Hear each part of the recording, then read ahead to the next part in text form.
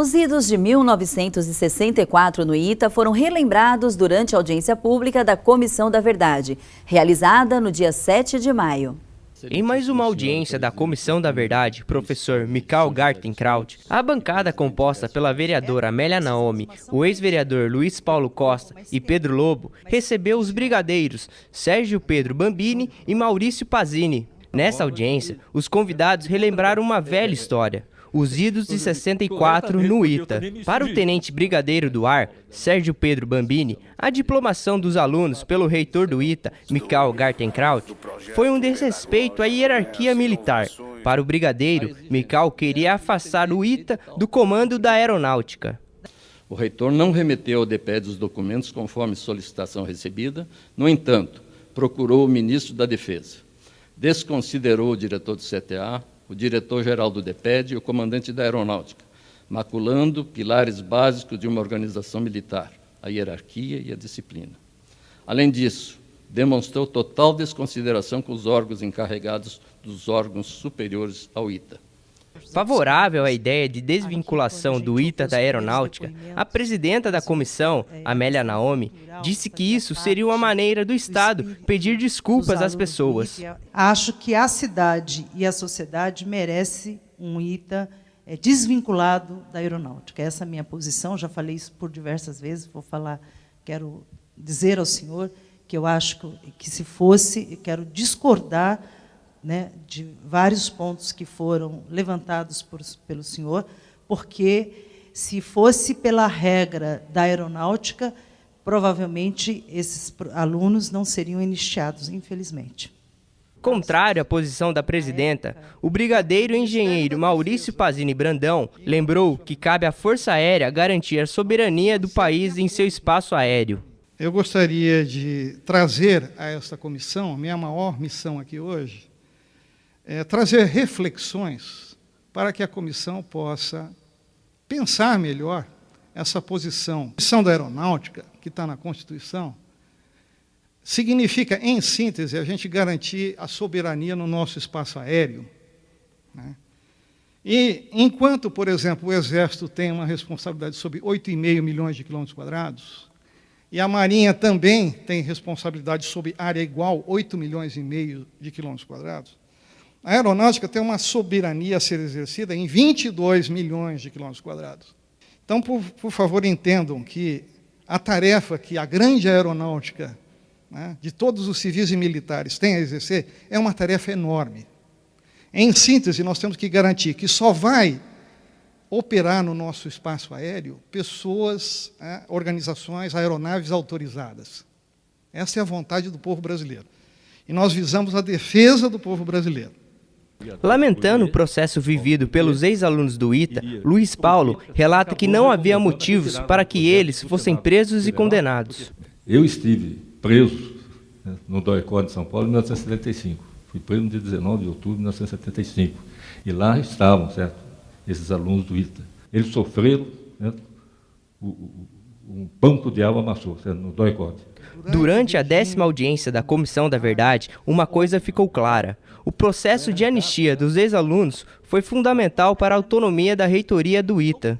Eu defendo a autonomia da reitoria, porque nesse processo todo ficou demonstrado que o reitor do ITA ele não tem autonomia, ele tem que se submeter ao diretor do CTA, à chefia do CTA e depois, inclusive, ao Ministério da Defesa. Acho que hoje nós temos várias universidades, tanto federais e estaduais.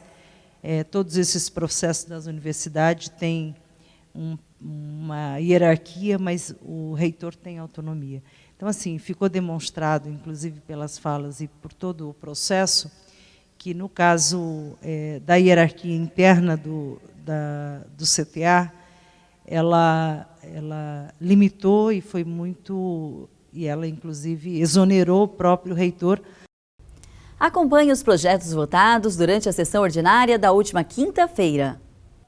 Processo número 04742, projeto de lei número 100, projeto do Executivo para a doação do terreno na Rua George Williams, no Parque Industrial, para a Empresa Metropolitana de Transportes Urbanos de São Paulo, vinculada à Secretaria do Estado dos Transportes Metropolitanos, a EMTU, coordena e regulamenta todo o serviço de transporte metropolitano prestado por concessionárias de ônibus nas linhas intermunicipais e de transporte coletivo. Para que seja implantada a sede da EMTU no município de São José dos Campos, os vereadores aprovaram o projeto que doa o terreno da Rua George Williams para a empresa. Foi aprovado também a redação final dada pela Comissão de Justiça ao processo número 0302, projeto de lei número 4, de autoria dos vereadores Dulce Rita, Shakespeare Carvalho e Tonhão Dutra. Essa redação final passou somente por alterações ortográficas para melhor entendimento do texto. A inclusão do projeto em pauta ocorreu devido à necessidade protocolar de que qualquer alteração em projeto de lei já aprovado pela Câmara tem que ser submetida novamente à aprovação em plenário.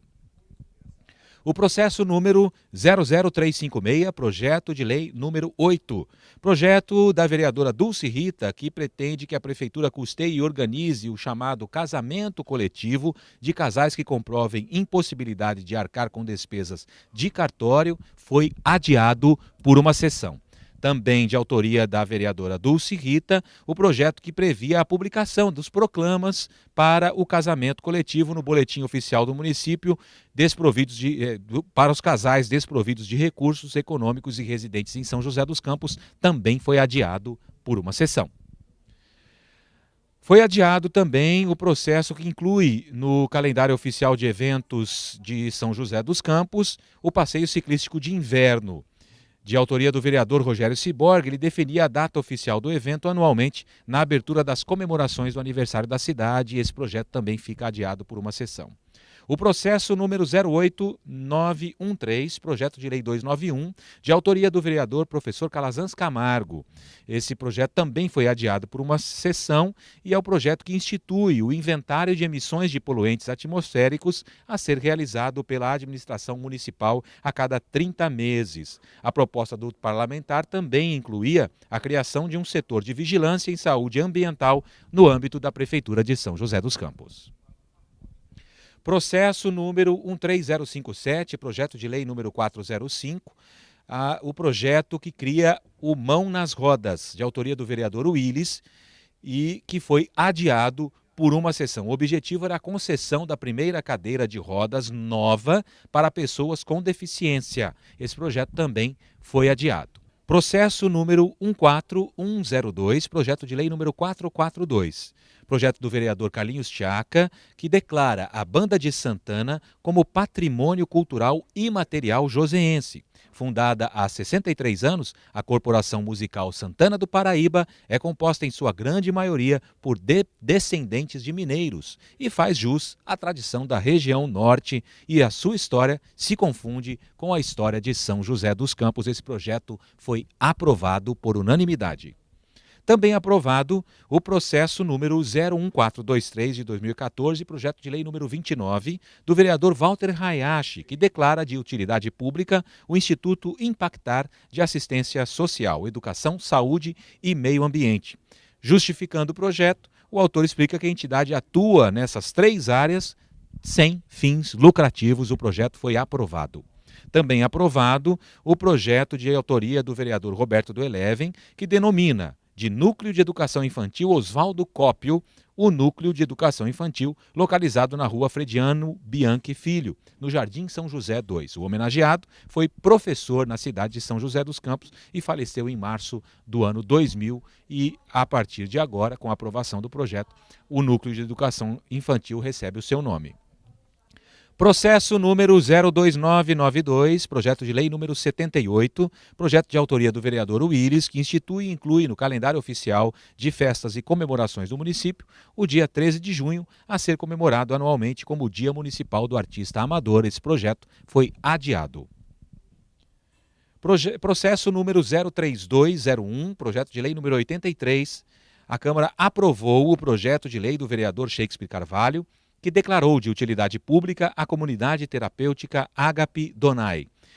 O vereador destaca que a entidade não tem fins lucrativos e atua na recuperação de pessoas adultas dependentes em drogas, bebidas alcoólicas e outras substâncias tóxicas. Processo número 03630, projeto de lei número 087. Foi votado e aprovado hoje o projeto do vereador Valdir Alvarenga, que denomina a praça localizada entre as ruas Estrela d'Alva e Escórpios, no Jardim Satélite, de Praça Orlando da Silva Filho. Orlando foi morto durante um assalto no dia 6 de agosto de 2005, ao ser abordado quando chegava em casa. Ele tinha apenas 19 anos de idade, era apaixonado por futebol e alimentava o sonho de um dia a trabalhar como mecânico de aviões na Embraer.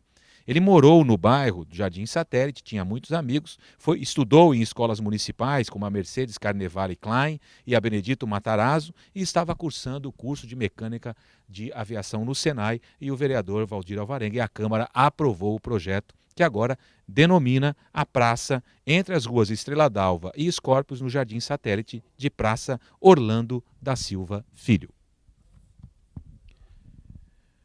Processo número 04029, projeto de decreto legislativo número 11. A árbitra de futebol profissional Edilar Ferreira recebeu da Câmara a medalha Mérito Esportivo, o Biratã Pereira Maciel. Foi aprovado o projeto também de autoria do vereador Valdir Alvarenga, que concedeu a homenagem a essa árbitra do futebol, que faz parte do quadro de árbitros da Confederação Brasileira de Futebol e da Federação Paulista de Futebol, e atuou em vários jogos da Copa do Brasil, futebol feminino e campeonatos paulista, entre outros. Edilar Ferreira mora em São José dos Campos desde 1996, onde começou a sua carreira na arbitragem. Processo número 04734, projeto de lei número 99, projeto que cria o Código de Arborização Urbana do município. O projeto é de autoria do vereador Walter Hayashi, voltou à pauta de votação depois de alguns adiamentos e foi aprovada por unanimidade. A proposta cria regras para a ampliação do plantio, poda, transplante e supressão de árvores nas áreas urbanas públicas e privadas do município. A criação do código visa, segundo o vereador, proteger a arborização da cidade e evitar o plantio de espécies inadequadas nas áreas urbanas. Esses os processos votados, apresentados e aprovados, constantes na pauta da sessão desta quinta-feira. O programa Semana Legislativa termina aqui. Para saber mais sobre os trabalhos da Câmara dos Vereadores, visite o site câmara.sjc.sp.gov.br. Obrigada pela companhia e até a próxima semana.